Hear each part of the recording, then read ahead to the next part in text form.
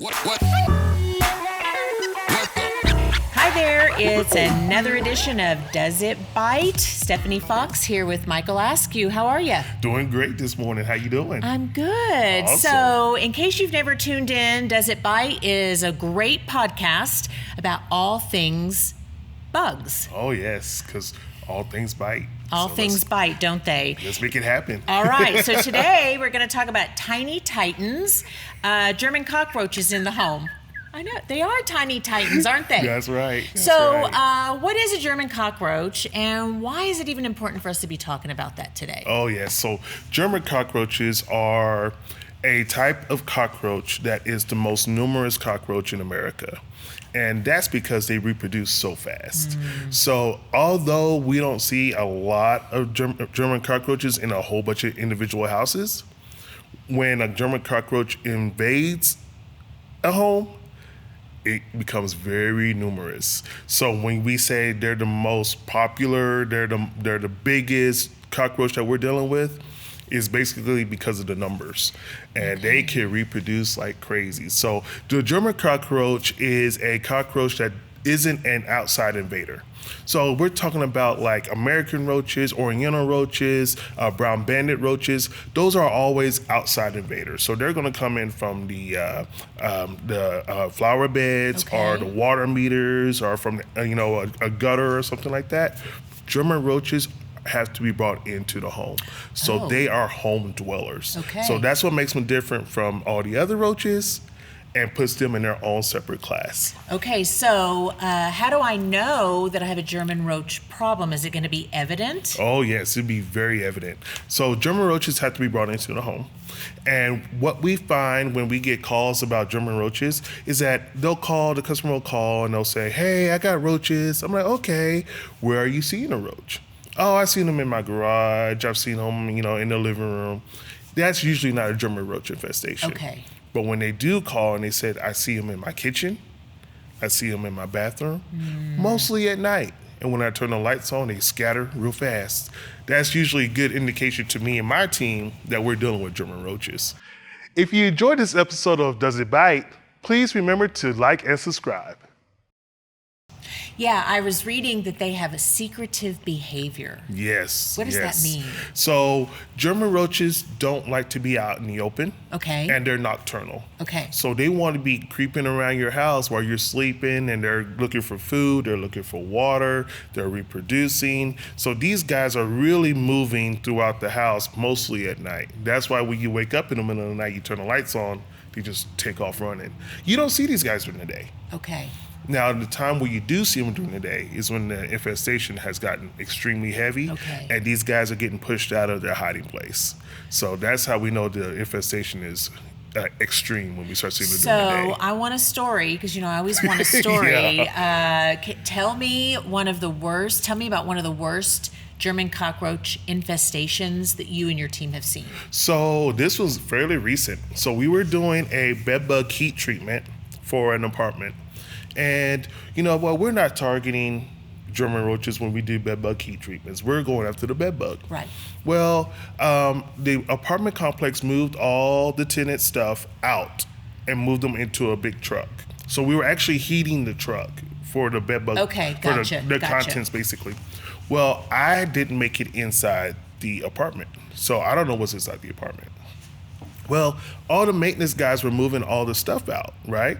And we were like, okay, cool, that's all fun. They moved the refrigerator, the stove, and the washer and dryer out. And they put it in the yard.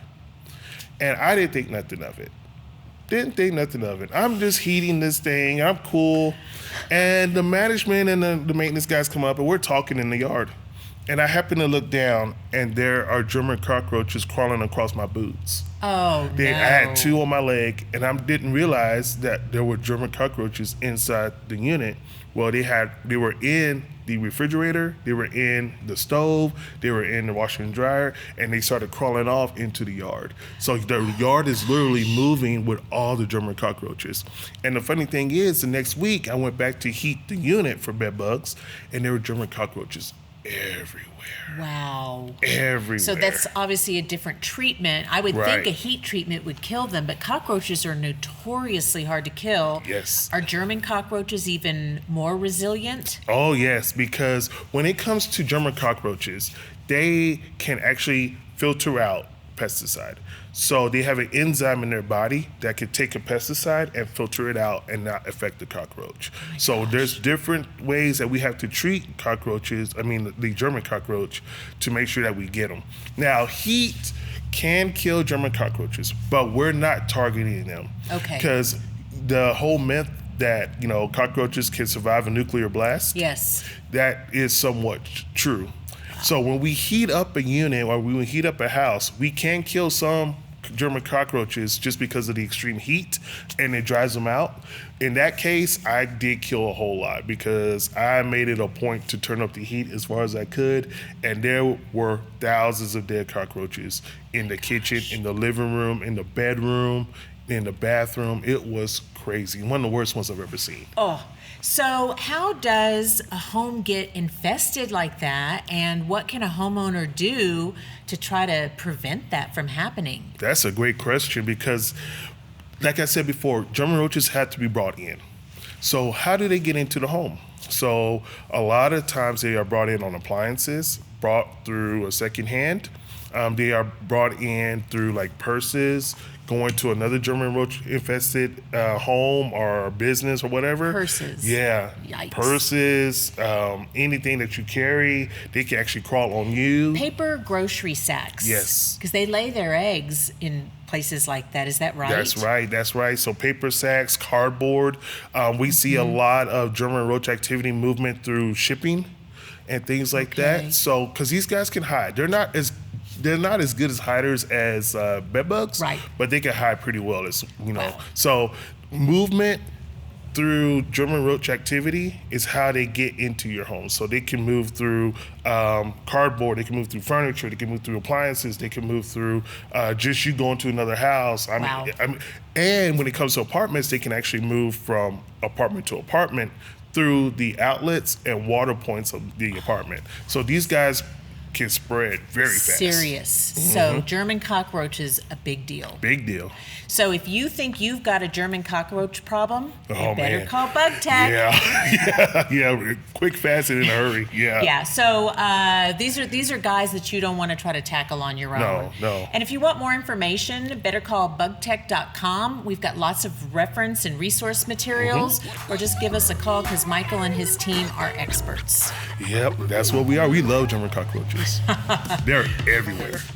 Well, that's it for another episode of Does It Bite? Thanks for tuning in, and we'll see you next time. What? If you enjoyed this episode, check out more Does It Bite?